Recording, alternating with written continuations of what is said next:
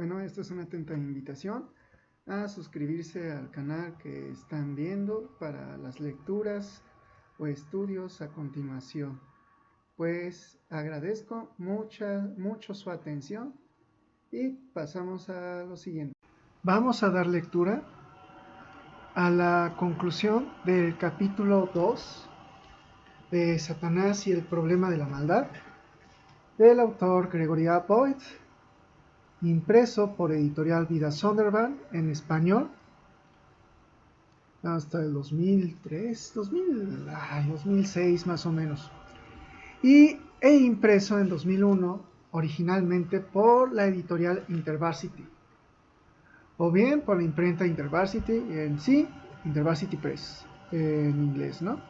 Originalmente, porque Boyd vive en Estados Unidos. Y leemos ya la conclusión. Hemos considerado en este capítulo la primera tesis de la teodicea trinitaria del conflicto. El amor hay que elegirlo. Esta elección, he argumentado, implica que los agentes capaces de amar deben poseer libertad autodeterminante. He argumentado que las objeciones científicas, filosóficas o teológicas a este concepto no son convincentes. Al mismo tiempo he sostenido que tenemos una serie de razones para aceptar la idea de la libertad autodeterminante, o en el molinismo clásico, libertad libertaria. La libertad autodeterminante es la única forma de libertad consecuente con nuestra experiencia de nosotros mismos como agentes autodeterminantes. En forma correlativa es también la única perspectiva consecuente con nuestra experiencia de responsabilidad moral y dignidad personal. Lo que es más, solo suponiendo que las criaturas poseen libertad autodeterminante pueden afirmar de manera significativa la libertad autodeterminante de Dios, o llamémosle soberanía de Dios, para crear y para interactuar con el mundo. Por último, y lo más importante, esta perspectiva empieza a ser inteligible la cosmovisión bíblica de la guerra, y de ese modo el mal en el mundo creado por un Dios que es todo amor y omnipotente. El conflicto que sigue entre Dios y los agentes que se le oponen tiene sentido, sostengo, solo sobre la suposición de que estos agentes fueron capaces, con la capacidad de elegir, estar en guerra con Dios. Dentro de límites, la capacidad de estos de elegir esta guerra contra Dios debe genuinamente rivalizar la propia voluntad de Dios. Si podemos entender por qué Dios ha creado a agentes con esta capacidad, podemos entender por qué Él tenía que permitirles que se rebelaran y por qué Él debe, dentro de ciertos límites, luchar estratégicamente en contra de ellos.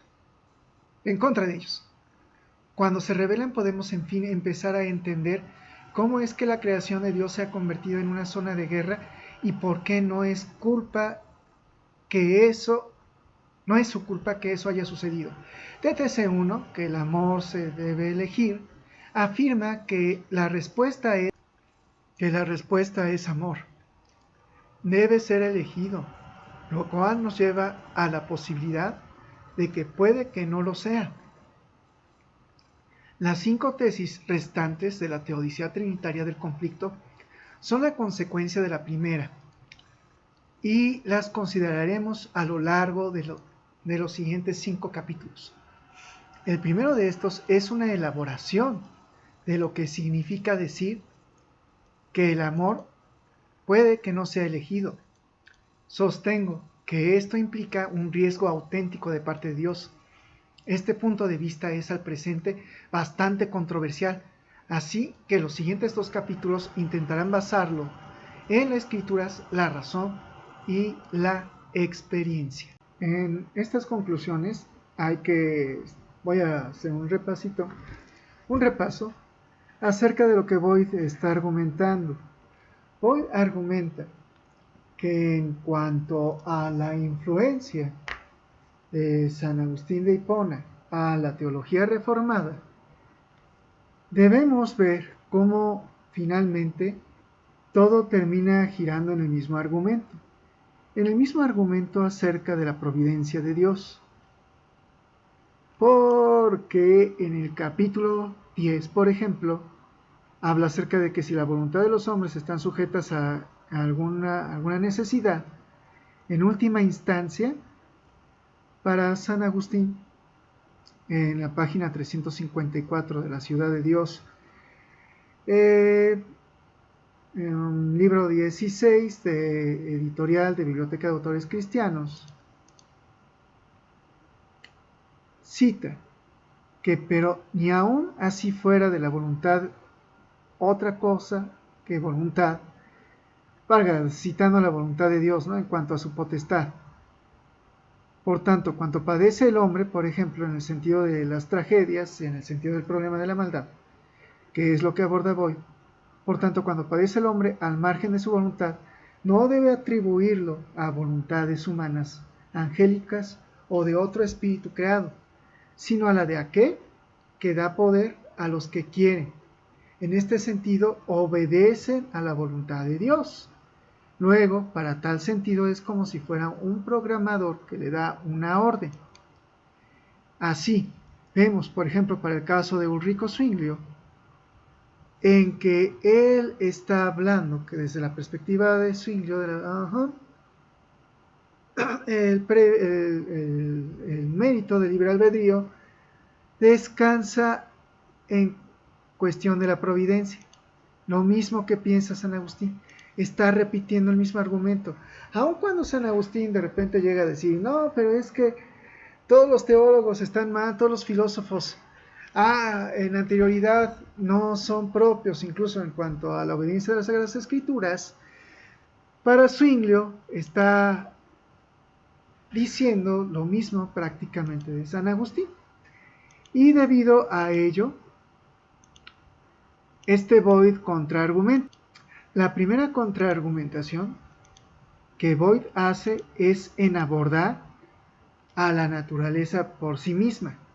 Da un argumento de la naturaleza, en que puede encontrarse que hay sistemas ordenados que pueden parecer, por ejemplo, en el sentido de puntos, cuadriculados. Matemáticamente, una cuadrícula, incluso para un ser humano, es algo ordenado, se encuentra ordenado, y en la naturaleza, en la cristalografía, pueden encontrarse arreglos atómicos ordenados. También en la naturaleza pueden encontrarse elementos propios que no están ordenados, desordenados en tal sentido que tienen entropía. Aquí H, esta es entropía, que es el valor esperado de la probabilidad de un suceso que ocurra. Esto es lo que nos está diciendo Boyd, como que hay algo intrínseco en la naturaleza que hace que pueda haber algo como posibilidad. Esto puede verse para el caso del ser humano como un estado. Aquí yo le puse función sigmoide. Estoy citando a las redes de Hopfield, que es del libro de Sole, ¿no?, que existe en este sentido un estado propio de algo de la naturaleza, un modo de ser tal que puede ser, que su modo, vamos a decirlo así, espacial, va a la izquierda o va a la derecha, va hacia abajo o va hacia arriba, enfrente o atrás. Hay geometría al respecto. En cuanto a este aspecto geométrico, podemos ver que en sí puede expresarse como una función, como un estado. Vamos a decir ahora que el estado va a cambiar a lo largo del tiempo. Cambiando a lo largo del tiempo, van a haber diferentes estados que pueden ser no los mismos a lo largo del tiempo.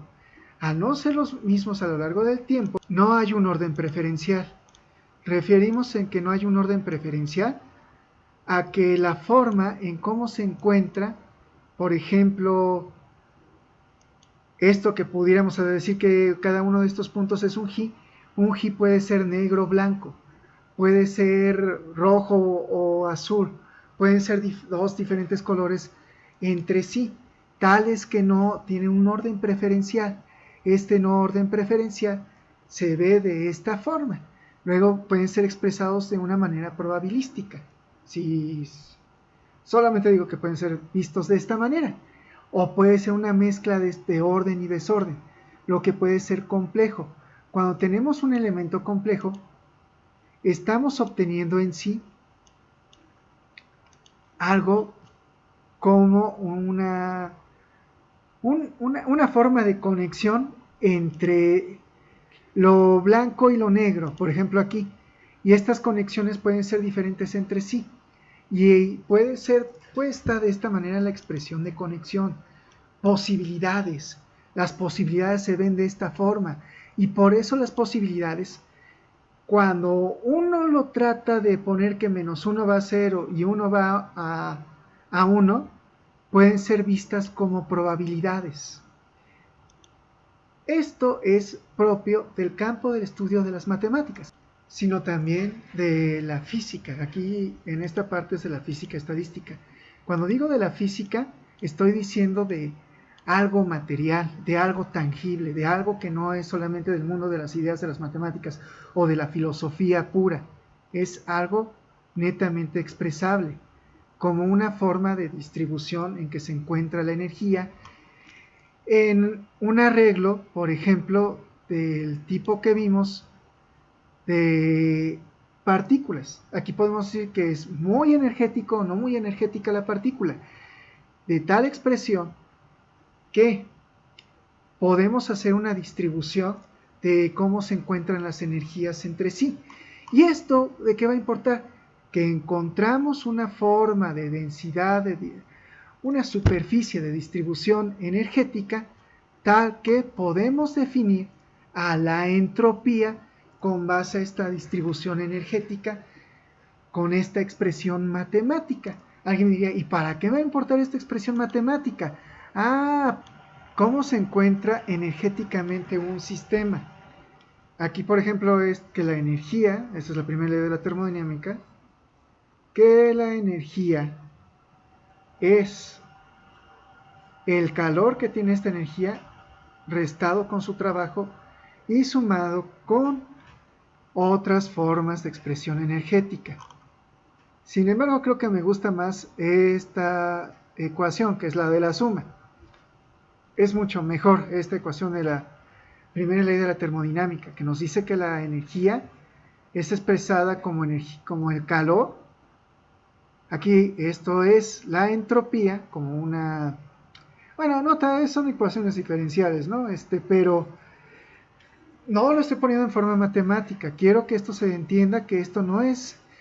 Esto tiene una representación física de calor más trabajo, más las otras representaciones energéticas que pueden haber, tales que nos dan finalmente cuál es la expresión completa de energía de un sistema. En este caso aquí decimos que es un sistema energético. Pero ¿y qué ocurre si no digo que es un sistema energético? Pues sí, pasándolo de lo físico a lo propiamente abstracto, a la expresión matemática, al estado matemático de un sistema. Y se puede decir, ¿y qué rayos me importa el estado matemático de un sistema si finalmente no necesariamente todo es matemático, como los ángeles? Bueno, si quiere no matemático, no material, mejor dicho. Bueno, en que si debe ser inteligible la interacción, ya sea con Dios o con los ángeles, pues bueno, debe haber una forma de expresión lógica al respecto. Luego, si hay una expresión lógica, pues les es competente hablar de conjunto. ¿A qué me refiero con conjunto? Justamente hablando de forma lógica, en decir, es que no es lógico. Negación se puede expresar con lógica proposicional. Estamos proponiendo que los ángeles no les aplica la lógica. Luego, en ese sentido, terminamos entrando en una forma de lógica. Alguien dirá, oye, pero es que esta lógica no es la lógica usual. Sí, es cierto, pero tiene toda lógica no usual, tiene de trasfondo la lógica usual, que es una lógica booleana, que tiene una teoría de conjuntos. Cuando nos referimos, por ejemplo, de manera categórica a que algo es o no es, ya estamos aplicando conjuntos, en que si algo pertenece a algo o no lo pertenece. Si algo pertenece a este conjunto, pertenece a este otro conjunto, ¿no? O sea, una unión de conjuntos, intersección de conjuntos, un conjunto vacío. A eso es lo que estamos diciendo. Luego, con base a esto, estamos diciendo que hay medidas al respecto y en tal sentido final estamos dándole probabilidades. Estamos diciendo que la expresión última de lo que podemos decir, nota, de lo que podemos decir en nuestro mundo, aun si fuera algo de otro mundo a nuestro mundo, es medible y es en tal sentido probabilizable. Y al ser probabilizable, le atañe el poder decidir, y decidir una expresión es si hay una opción que se elige, una opción diferente a otra opción en un conjunto de opciones, tales que puede expresarse esto en forma diferente a lo largo del tiempo. Esto es lo que Boy nos está diciendo, que los ángeles en interacción con el mundo tienen que hacer este tipo de cuestiones. Aún Dios para con nosotros nos está dando a elegir. Elegir con base a opción. Aquí hay opción conforme a esta exhortación. Permanecer en libertad. ¿Qué significa?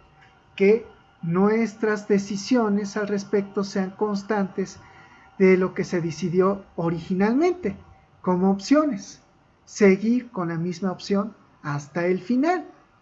Esto es estar firmes en la libertad con la cual Cristo nos hizo libres. Es lo que Boyd finalmente termina diciéndonos en la parte conclusiva. ¿Qué es lo que quiere decir?